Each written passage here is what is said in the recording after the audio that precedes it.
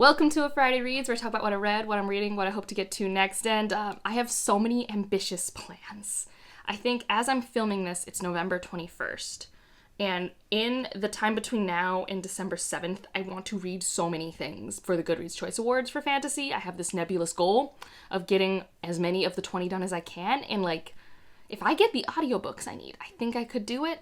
Who knows? I'm also just avoiding the chaos that is the stress of my life. And this is kind of helping because a lot of these are pretty easy to read.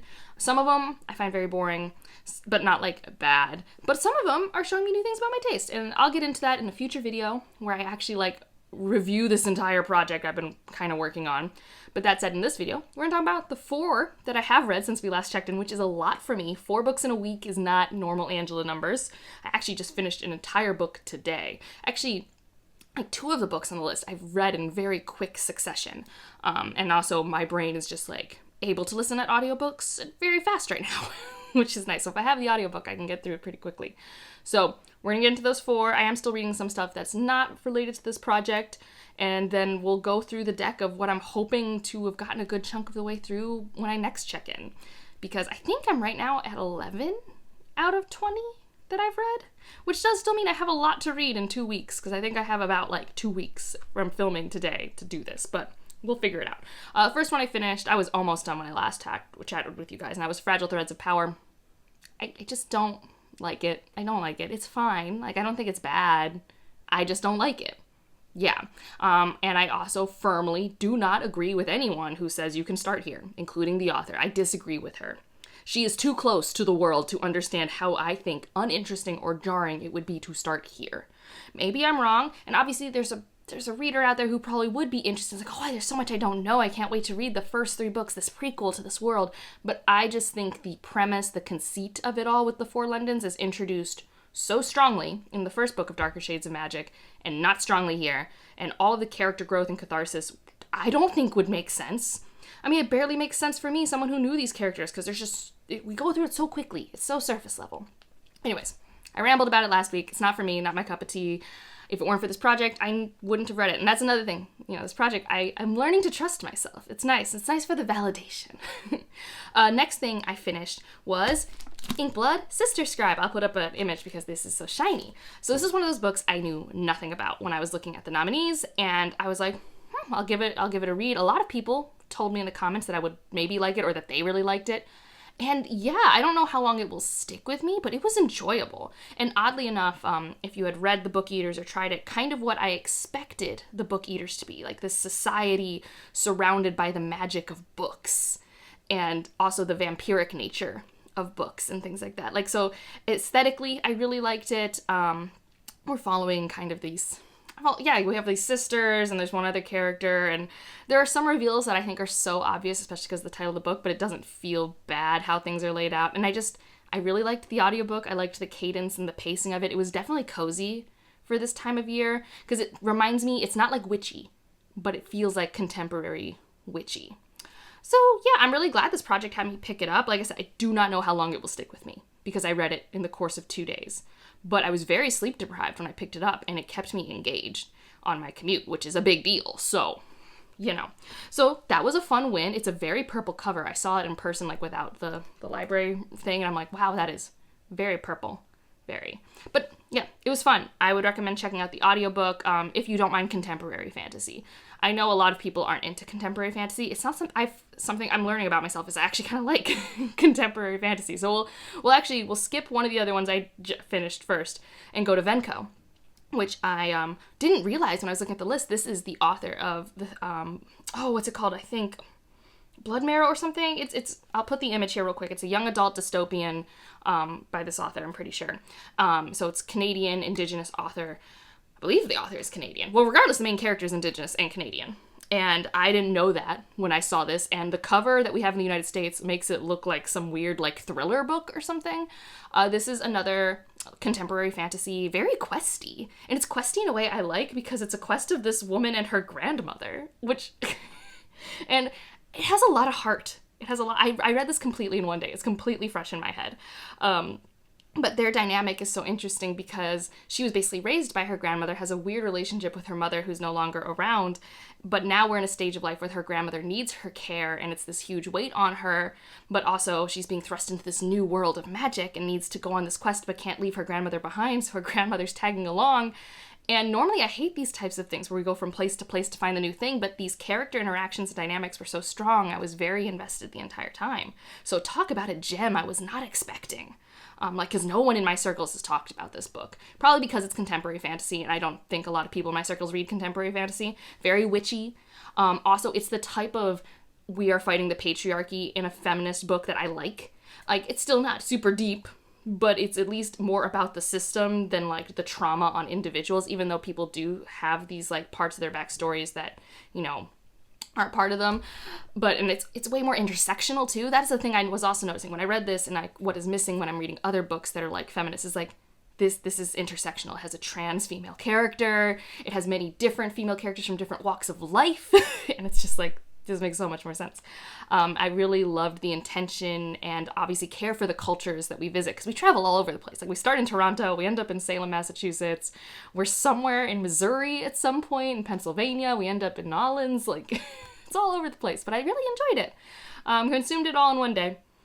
Maybe I have to look into getting the UK cover, because I think it's much prettier. I don't know what cover I'm showing you guys. The audiobook cover was just a bird, which is boring, but it was at least better than the one that just says Venco Coven over and over again, which was just not appealing. I don't know. Sometimes I think about how I'm not a marketing person. That's not my degree. But I know what I like, and I know what other people like. And I just feel like someone with that degree should also know that. Like, that should just be a baseline. And I don't know what happens between, like, being in the field and being a consumer where you lose that connection, but, like, I don't know. I'm just saying, I just feel like most people on Canva could do better. Okay? All right, so those were 3 things I finished. The last one I finished, gosh, and I almost forgot I finished it because it was so forgettable to me, and that's Stone Blind, another one of those Greek retellings that was on the list. I don't dislike this one, but talk about one that, like, I don't know why it needed to exist. And I think I figured it out for myself. I am to Greek retellings as most people are to MCU movies. I am burnt out. And it doesn't do anything special for me because it's not my trope candy. Whereas MCU movies are always my trope candy, and I get when other people are burnt out because it is just a formula that keeps getting reused. Well, there's a formula to Greek retellings, and I'm bored. I'm so bored. This one was a little different because it wasn't focused on, like, one perspective. Like, it is about Medusa, but it's not just Medusa. It's Medusa and her sisters. We actually get perspectives of a lot of the pantheon, which I thought was fun. Very petty god, so very realistic in terms of how petty Olympians are. Yeah, it's just, it was interesting. It had a snarky sort of voice to it. Like, I did like Medusa's head had a very fun narrative voice to it, but again, it was just fine. Like, if you know the myth, this is not that different. It paints Perseus in a less heroic light, makes you feel bad for Medusa. It does all the things you expect in a Greek retelling that centers a character that wasn't given the proper limelight.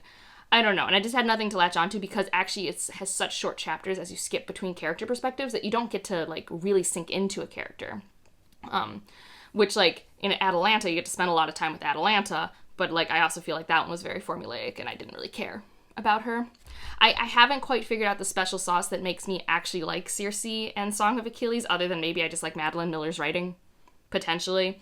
But I mean, I also haven't picked up the little novella called Galatea, because I don't know. Like I said, I just think there's a formula to these things, and it works for the people who like the formula, and there's nothing wrong with that, and I'm just not that consumer. So that at least brings me some peace. Still have one more Greek retelling on this list, and I don't have the audiobook for it, but I do have the ebook, so we'll see what happens. So those are the 4 things. 3 other things I'm in the middle of. I'm still in the middle of Iron Flame. It's just been on the back burner because of this project, but it is something I read before bed, and I find it very engaging. It's fun. It's silly.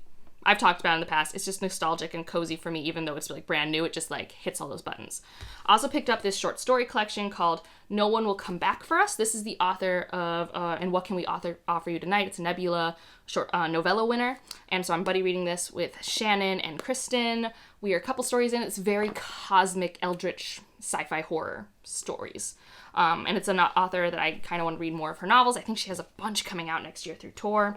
So yeah, when I was talking about new releases, this is when Shannon brought up. I was like, it was on my new release thing too, and I just forgot about it. And so now I have a copy, and we are slowly reading it. We're not that far. I think we're like 50 pages in. And then for the Goodreads Choice Awards, I picked up The Will of the Many. I will show a non-shiny version of it. And again, this cover. Let's just discuss for a second. This is Saga Press, so I'm really not surprised. Saga Press, like, I swear, they fired their entire design team after Black Sun, and they've just been struggling ever since. Like, the Speaking Bones thing shouldn't have happened. That's also Saga Press. If you know, you know. This is not high epic fantasy cover. Yes, it's Roman, and yes, this is Roman inspired. Yes, these are columns that we associate with Rome. No. If someone sees this on a shelf, they don't think this is high epic fantasy. It's not good marketing. It is bland. It is boring. It is 3 colors. Anyways, and they're not even like fun colors. That said, I am enjoying the book. I did end up caving, and I had like a free Audible month so I could get this book.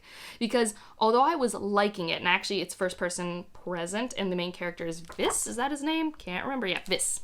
And I actually kind of like his perspective. He's like a more grounded, sort of chosen one character, you know, like, and it's an interesting commentary on this world. Like, I don't know. I'm going to be curious how I feel by the time I get to the end of this book.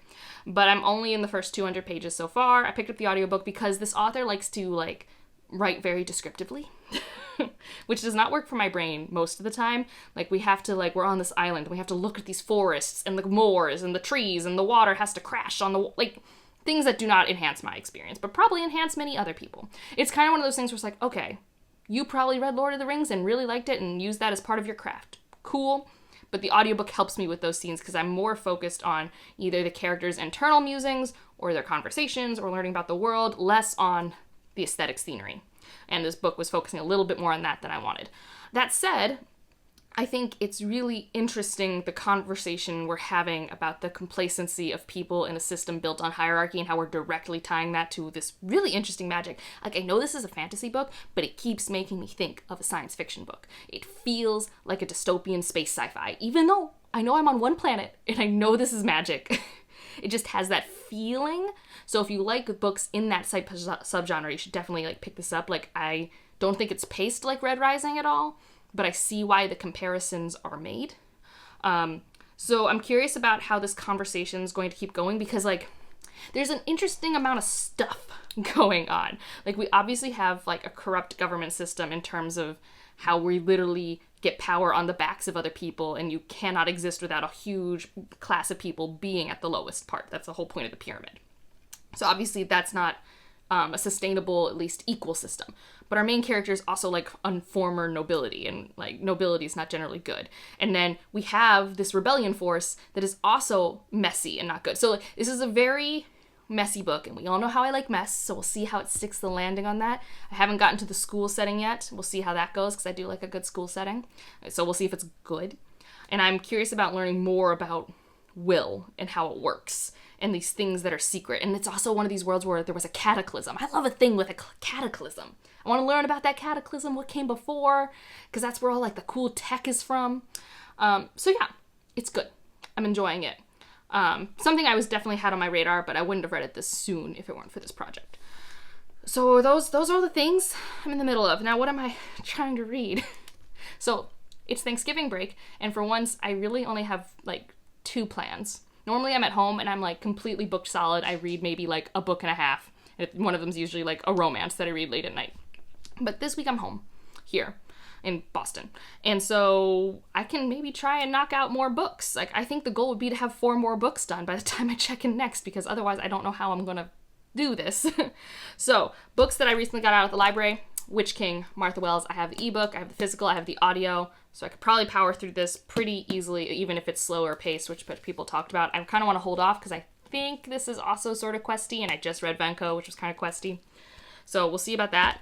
I don't have the audio for this, so maybe I'll try and start this sooner rather than later, but I have Swordcatcher by Cassandra Clare. This book is so big.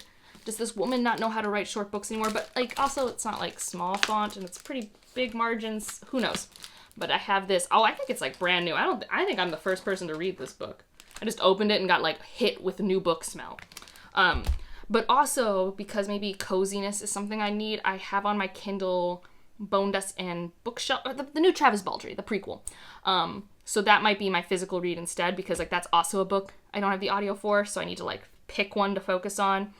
I also have on my Kindle I think it's Victory City audiobook, which is another one that I can immersion read if I want to this weekend, if I have time for that. Although I have an assumption that a lot of my audiobook immersion time is going to be on The Will of the Many. So I've got some options. Like I said, I still have the third Greek retelling as an ebook right now, and I have the Mark Lawrence book as an ebook right now. But I'm like kind of hoping the Mark Lawrence audiobook will become available. These popular books, man, it's so hard. It's so hard. But I don't want to spend money on audiobooks if I can avoid it. So if I have to use my eyeballs, I'll use my eyeballs. It's just I'm not as fast of a reader. Like, I know there are some people out there who are like, oh, and I had to switch to physically reading because I can read faster that way. I wish that was me. It's not. I can now listen. Back when I first started this channel, I could only listen at like 1.2 times speed. I can now, depending on the narrator, read between 2.5 and 3 times speed. Easy, especially if I have the physical on hand to look at with my eyeballs and ground me. It's very narrator dependent, obviously, but it's like, man, I can blow through things if I do it that way and still have an enjoyable experience. It's not just like info in my brain. Although I'm not gonna lie, for the Stone Blind one, that one might have been one that I was just like literally like skim listening to. I'm just like, what are we doing here? So not my closest reading of that one, if I'm being honest. But the rest of them, like, I can listen to Venco at 3 times speed and I really liked it. So like, I'm still enjoying my time at these speeds. So yeah, that is what I'm doing. I'm still playing Witcher too. When I like can't read anymore, I play some Witcher, and I'm finally caught up to where I was last time in the main plot before I restarted the game, because I do that. I want to try really hard not to restart Forbidden West when I get back to that game, because I've already done so much work in that game. But I love starting a game over. I love it. It's a toxic thing.